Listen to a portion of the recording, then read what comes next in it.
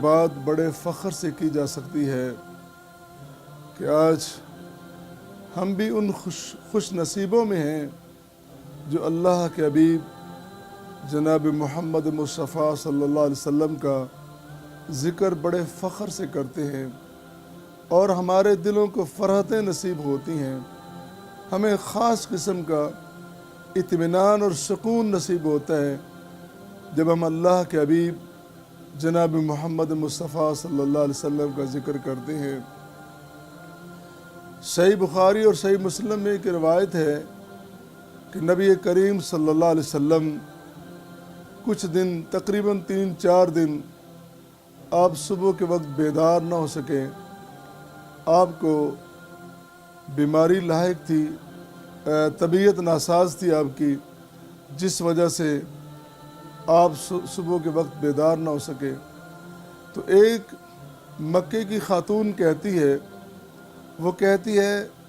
اے محمد صلی اللہ علیہ وسلم،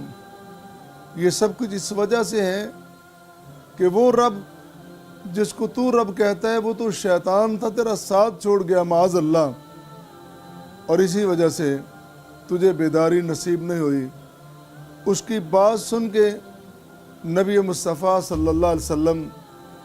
تھوڑے سے پریشان ہوتے ہیں کہ آج مجھے یہ الفاظ بھی سننے پڑے، لیکن ادھر رسول اکرم صلی اللہ علیہ وسلم تھوڑے سے پریشان ہوئے تو اللہ نے آپ کی تھوڑی سی پریشانی بھی گوارا نہ کی، اسی وقت اپنے جبریل کو بھیجا کہ جاؤ میرے نبی کو تسلی دو، جا کے کہو ما ودعک ربک وما قلی، کہ تیرے پروردگار نے کبھی بھی تجھے چھوڑا نہیں، نہ وہ ناراض ہے۔ ذرا یاد فرمائے اے حبیب کبریا، اے رسول خدا صلی اللہ علیہ وسلم، کہ آپ در یتیم پیدا ہوئے تو کس طرح اللہ تعالیٰ نے آپ کے لیے وسائل پیدا کر دیے، اور آپ ضعیف اور کمزور تھے، آپ کے پاس وسائل نہیں تھے، تو کس طرح اللہ نے دنیا جہان کی ساری دولتیں لا کے آپ کے قدموں میں ڈھیر کر دی، اور آپ جب آپ کے رشتہ دار احباب بھی آپ کو چھوڑنے لگے، حتیٰ کہ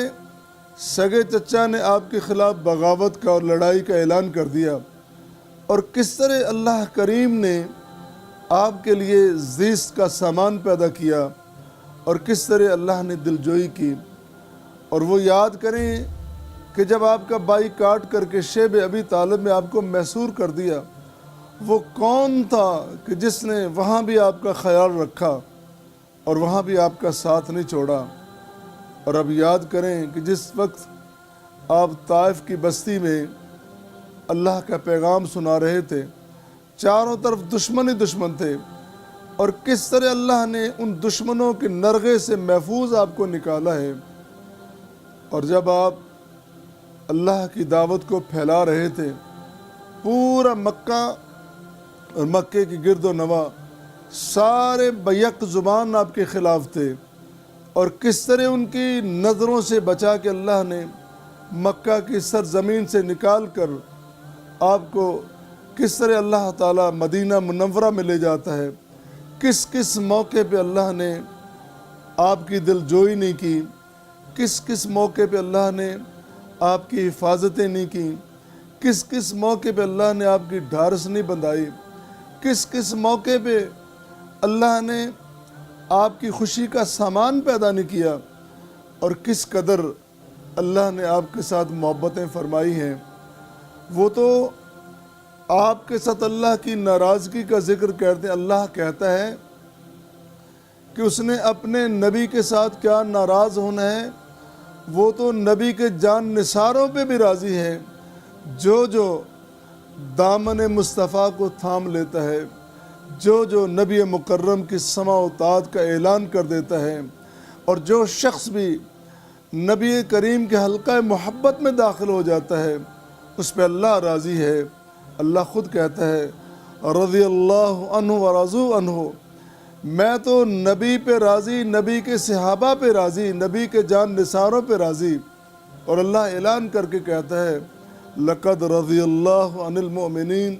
إِذْ يُبَايِعُونَكَ تَحْتَ الشَّجَرَةِ، جس شخص نے اپنا ہاتھ میرے نبی کے دست مبارک پہ رکھا ہے اور زندگی بھر نبی کا ہونے کا دعویٰ کر دیا ہے اور کبھی بے وفائی نہیں کرے گا، اس بات کا اعلان کر دیا ہے، اللہ اس ہر شخص پہ راضی ہے۔ واللہ اپنے نبی پہ راضی ہے، نبی کے اصحاب پہ راضی ہے، نبی کے جان نثاروں پہ راضی ہے۔ یہ ممکن ہی نہیں، یہ تصور ہی نہیں کیا جا سکتا کہ اللہ کبھی اپنے نبی سے ناراض بھی ہو سکتا ہے۔ ما ودعک ربک وما قلی وللآخرۃ خیر لک من الاولی ولسوف یعطیک ربک فترضی۔ اللہ رب کریم اے حبیب کبریا آپ کو اتنا عطا کرے گا، آپ کو اتنا عطا کرے گا، آپ خوش ہو جائیں گے، آپ راضی ہو جائیں گے، بلکہ اللہ تعالیٰ آپ کے ماننے والوں کو اتنا عطا کرے گا